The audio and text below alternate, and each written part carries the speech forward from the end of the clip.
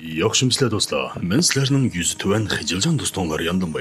Bugun sizlarga so'zlaydigan kinoimiz bo'lsa, Hindistonning Singapurda turishliq dangliq polvini, Colt ishtinni ichiga kiydigan Hindistonning xosiyatli odami Krishning hikoyasi.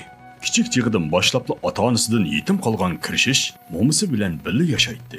Uning aqliy iqtidori ham badan saposi normal insonlardan nechasi yuqori bo'lib, navramga ko'z tegib qolarmi deb o'ylagan bu momay navrisini ilib tog'liq jilg'iga ko'chib ketadi. Yaylaqa qo'yib bergan Krishish shunchalik kuchtingir ham g'azab chapadigan bola bo'lib, paylansi oz deganda 6 dan 0 edi. Mama, men qaytib keldim. Keşke taladı lalmılık qilib yürsen ha. Men muşu uyda ishakdak ishlay ha. Bir ishga asqatmaysa ya. Mama yordam ishlashlaus, yordam ish beray, men chinqashlarni tis beray. Voy bo'ldi, qo'ya. O'yningni o'ynag'ini. Voy sen qilolmaysan bu ishlarni. Ma'qul. Voy bir ishga ya asqatmasa bular. Men mush uyga bir malayg'u, men malayman. Nima ko'nay menga? Nima kun? Pensiya maoshimni ilib o'ynab yursam bo'lmamdi. Mama bo'ldiqlar, beshim og'riyotdi. Og'irmadi beshing. Kichik telefon qarab o'tdasan og'riydi shu. Ya bir to'y qilmading. Biz tanishtirgan qizlarni ya yaratmading. Mushundaqli o'tdasan osmondan tushamdasan xotin. Dal mushchaqda osmondan bir xotin parashyutga o'ltirib laylab tushdi. Buni ko'rgan Krishish, "Poh, mavi jahon tiliganni berdik-a, deydi-da, ishtonning belbig'ini bo'shtib, oyoq chingitib, qoplan kabi yurib boradi. What a low pose! Hey, what a low pose, Layla! What a! Krishish uchib berib bu qizvolni tutib oladi. "Menga tegamsiz. O'zimni tanishtirib betay qarang. Xobiramda chankam bor, 3-400 ming devkam bor. Ansirmiga nay qizchaq, ko'n uyga chaycham bor." Oy, bo'ldi, hayajonlanmang, vaqiraydigan ishlarni oldimizda. Amaliyot bu qiz hargizmi tirishning gaplariga hayajonlanmadi. Balki yompishiga vasvas tegayotgan daraxtning shoxlarining og'rig'iga chidamay vaqirayotdi. Krishish bu go'zal qizni yerga tashlabdi. Hamda qutqazuvchilarning kelganini ko'rib, asta mekinib oldi. Moviyada. Tiniqi. Baka. Ya pir, ishim bo'lmabdi ya. Bundan keyincha bu qizni yoshi Pirya deb chaqiraylar, ha? Periya? Nima degan chiroyli qizim bu? Bu qiz bilan bir chang Hindistoncha usul o'ynab olmasam, qandoqmi xalqqa yuz kelalayman? Periyaning belini tutib podan chiqmagan Krishish, o'g'irliqchi Periyaning chidirga kirib, putini turab boqmoqchi bo'ldi. Vaqirman o'maq qiz. Momam menga puti terlaydigan qizlar talaylik bo'ldi degandi. Menga tegamsiz. Periya uning talabiga ulmaydi. Atsi Krishish taqqa yamishayotgan Periyaning oldini to'sib, "Bugun ya menga tegisa, ya menga Guymirangni tanishtirib qo'ysa" deydi. Bu ishlardan qattiq cho'chib ketgan Periya do'sti Lazarovni izlab, masla solmoqchi bo'ladi. Bu chaqda Lazarov yalik deqqan Qosim qo'naq bilan olvasti satmu yoki menmo surgan xotin satmu degan tema to'g'riliq munoziralashyotir. "Tova, men sizlarga desam qara, u bir sarangka." Yo'q.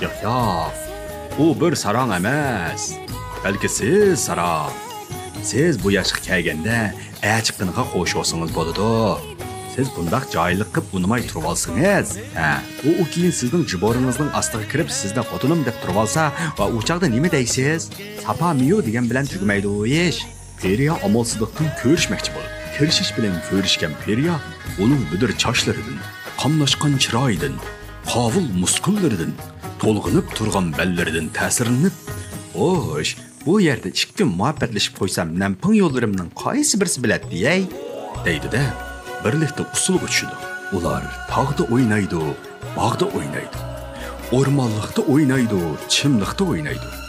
Ish qilib siz biladigan yerning hammasida o'ynaydi.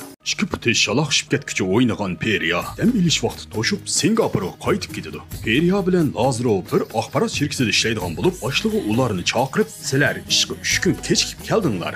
Sizlarni ishdan bo'shdimi?" deydi. Lavdun xotinni umrda ko'rib baxmagan Lazarov o'diqib ketib, Krishni setib o'tdi. Loban, bizcha bekor xotin kechikib qolmadi, qarang. Sizga qiqqas erdim birini deb qo'ydik. Ammo lekin u yigit dahshat yomon. Endi g'ozada qanchalik yomon men bilmayman, ma biladi. Mening bilishimcha, uning opsi Tarzan, dodisi Bahubalika. Siz yaxshi o'ylab biqni. Biz bu bolani aklib, kino ishlasak, Denzan Jonfa degan vash ustiga qarab mangsa, peyzi bo'ladi emasmi? Bu gapni anglagan boshliqi xo'shalligida u bolani chaqirib keling, biz TV tatayli deydi. Periya Lazarovning qilgan bu ishlardan qattiq ranjiydi.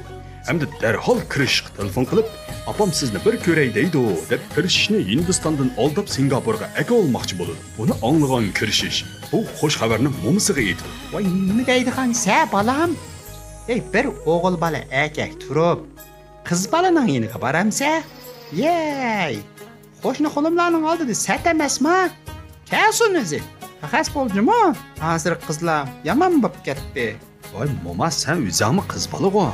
Yey, men degan bir qer jo'kan. Xavfi bo'g'inimgacha xili jilla bo'lib qoldi. Onun ustiga bizning davrning qizlariga o'xshamdi. Bizning davrimizning qizlari-chi bir-biridan nesil. Hozircha undaq qiz bolani topqilib bo'lmaydi. Kirishish mo'misining javobiga qoyil bo'lmaydi. Amalsiz qolgan bu mo'may kirishishga haqiqiy ahvolni aytdi. Amaliyotda kirishishning dadisi tirishish, tug'ma ahli kamchuk bo'lib, bechora mo'may ming bir taslikda cho'ng qilib o'ylab qo'ygan edi. Bir kuni tirishish ayol bilan o'rmonlikda bir ishlarni qilayotganda bir lanjingling to'satdan paydo bo'lib qoladi.